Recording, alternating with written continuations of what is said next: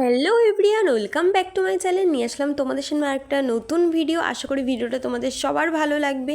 ভিডিওটা পোস্ট করতে একটু দেরি হয়ে গেল, তার জন্য আগেই ক্ষমা চেয়ে নিচ্ছি। তো প্লিজ ভিডিওটা সবাই দেখো, আশা করি তোমাদের সবার ভালো লাগবে। তো অম্বুবাচীর সময় আমি কিভাবে পুজো করলাম সেটাই তোমাদের ভিডিওর মাধ্যমে আজকে আমি শেয়ার করবো। তো অম্বুবাচী চলাকালীন আমার ঘরে যেহেতু গোপাল আছে, এই কদিন আমি কিভাবে পুজো দিলাম তো সেটাই তোমাদের সাথে শেয়ার করব। চলো, অম্বুবাচী লেগে যাচ্ছে, তোমরা সবাই জানো। এই জন্য দেখো মা সকাল সকাল পুজো টুজো দিয়ে দিয়েছে।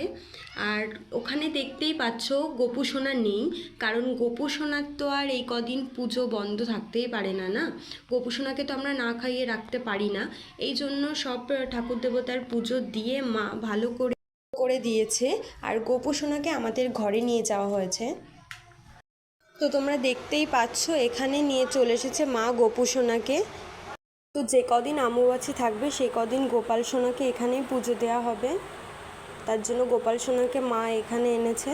আর গোপাল সোনা এই কদিন যা জল খাবার সব কিছু খাবে সেগুলো এখানে সাজিয়ে সুন্দর করে রেখে দিয়েছে।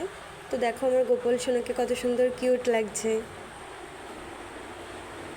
তো আজ থেকে গোপাল সোনা এই কদিন এখানেই থাকবে।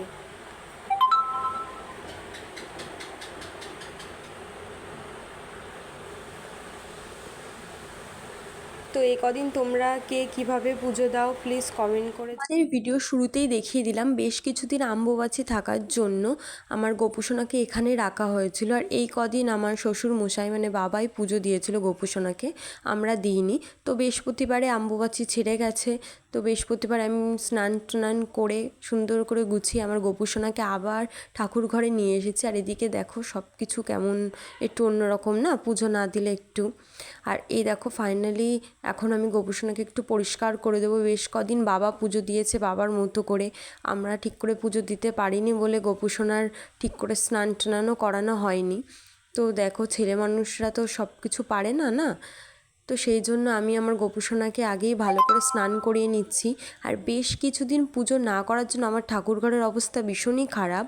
তো আজকে অনেকটা টাইম লাগবে আমার গোছাতে, তো আমি সেইগুলোই গোছাবো। কিন্তু তার আগে আমি আমার গোপুসোনাকে আগে সুন্দর করে স্নান করিয়ে নিলাম, তারপরে আমি ওকে ড্রেসও পরাবো আজকে। তো এই দেখো প্রায় আমার গোপুসোনার স্নান করানো কমপ্লিট। আর এখন আমি আমার গোপুসোনাকে জামা পরাবো। আর তার আগে আমার গোপুসোনার গোমাতাকেও একটু স্নান করিয়ে নেব, কারণ ওরও এই কদিন ঠিক করে স্নান করানো হয়নি। তো তারপরে দেখো আমার গোপুসোনার ফাইনাল লুক, আমার গোপুসোনাকে কেমন লাগছে। আর এই ড্রেসটার সাথে গোপুসোনার কোন মুটুকটা যায় তোমরা প্লিজ একটু কমেন্ট করে জানিও। ওর যে কটা মুটুক ছিল বা পাকড়ি বলতে পারো, সবগুলো আমি এক একবার করে ট্রাই করে দেখছিলাম যে কোনটা ভালো মানায়। তো আমি সবগুলো দেখার পরে আমি একটা সিলেক্ট করলাম, লাস্টেরটা এটাই যেন আমার কাছে বেশ ভালো লাগছে। তো তোমাদের কাছে কোনটা ভালো লাগছে প্লিজ একটু আমাকে কমেন্ট করে জানিও যে আমি ঠিকটা চুজ করতে পারলাম কি না। আর যে বেশ কদিন ধরে খুব গরম দিয়েছিল, এই জন্য আমি আমার গোপুসোনাকে জামা টামা খুলে রেখে দিতাম। আর এখন তো বেশ কদিন ধরে ভালোই বৃষ্টি হচ্ছে, এই জন্য ভাবলাম আজকে ওর চুল টুল সব কিছু আবার সুন্দর করে পরিয়ে একটু ওকে নতুন করে সাজাই।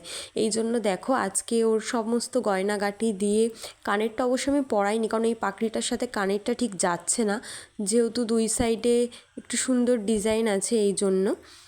সেই জন্য আমি আর গোপুসোনাকে কানেরটা পরাইনি। তো কানেরটা বাদে আমার গোপুসোনাকে অল ওভার কেমন লাগছে সবাই একটু কমেন্ট করে বলো। আর এখন একটু বেশ কদিন ধরে ঠান্ডার ওয়েদার, সেই জন্য আমি ওকে জামা টামা সব কিছু পরিয়ে দিলাম। আর গরমের সময় বেশিরভাগ সময় আমি খুলেই রাখি, কারণ ওরও তো গরম লাগে না। তো তারপরে দেখো আমাদের ঘরে যে গণেশ ঠাকুরগুলো ছিল, এটা আমার ঘরেই সাজানো থাকতো, তো সেগুলো আমি এখানে নিয়ে এসেছিলাম লক্ষ্মী গণেশকে।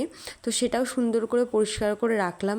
আর পুরো ভিডিওটা আমি কন্টিনিউ করতে পারিনি কারণ আমার অনেক অনেক টাইম লেগেছে পুরোটা গোছাতে, ঠাকুর ঘরটা নতুন করে আবার লক্ষ্মী ঠাকুর সব ঠাকুর দেবতাকে আবার মুছে ঠিক করে জায়গায় রাখতে, সেই জন্য আমি পুরোটা কন্টিনিউ করতে পারিনি।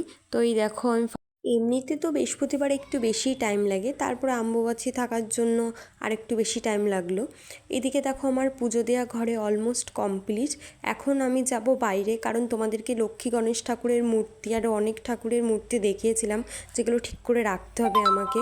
তো তো এইদিকে দেখো আমি আমার ঘরে এই লক্ষ্মী গণেশের মূর্তিটা সবসময় থাকে, কারণ ঘরের শোয়ার ঘরে একটা ঠাকুরের মূর্তি রাখা ভালো, ঘুম থেকে উঠে যেতে তুমি ঠাকুরের দর্শন করতে পারো। আর মা বাবার ঘরেও একটা ঠাকুরের ছবি আছে, তো সেইগুলো আমি এক জায়গায় করে রেখেছিলাম ঠাকুর ঘরে, তো সেইগুলো আবার ঠিক করে নতুন করে আমি সাজিয়ে দিচ্ছি। এটা ছাড়া যেন আমার ঘরটা বেশি খালি খালি লাগে। তো এই দিকে দেখো মা বাবার ঘরেও একটা মহাদেবের ছবি আর রাধা কৃষ্ণের ছবি আছে। তো ঘরের সব কিছু কমপ্লিট করে আমি চলে আসলাম বাইরে। বাইরে তুলসীতলাতেও পুজোটা দিয়ে নিলাম। তো দেখো আমার সমস্ত পুজো দেওয়া কমপ্লিট। তো তোমরা কে কীভাবে পুজো দিলে প্লিজ কমেন্ট করে জানিও, আর ভালো লাগলে লাইক কমেন্ট শেয়ার অবশ্যই করো। দেখা হবে নেক্সট ভিডিওতে। So bye bye, tata.